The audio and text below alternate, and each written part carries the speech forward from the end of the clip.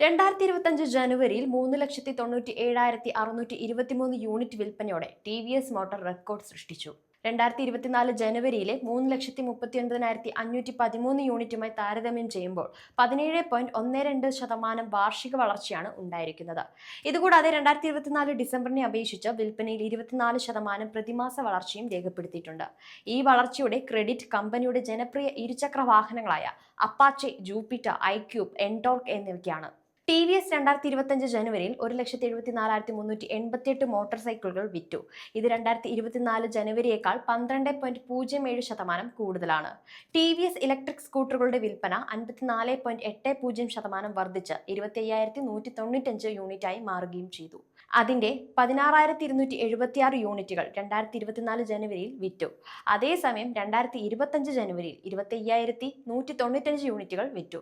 T V S three വീലറുകളും മികച്ച വിൽപ്പന നേടി. മുച്ചക്ര വാഹനങ്ങളുടെ ആഭ്യന്തര വിൽപ്പന 39.80% വളർച്ച രേഖപ്പെടുത്തിയിട്ടുമുണ്ട്. മൊത്തം 2,708 യൂണിറ്റുകൾ വിറ്റഴിച്ചു. 2024 ഡിസംബറിൽ 2,218 യൂണിറ്റുകളും വിറ്റു. അതായത് 22.04% പ്രതിമാസ വർധനവ്. എന്നിരുന്നാലും മുച്ചക്ര വാഹനങ്ങളുടെ കയറ്റുമതിയിൽ 5.17% ഇടിവ് രേഖപ്പെടുത്തിയിട്ടുമുണ്ട്.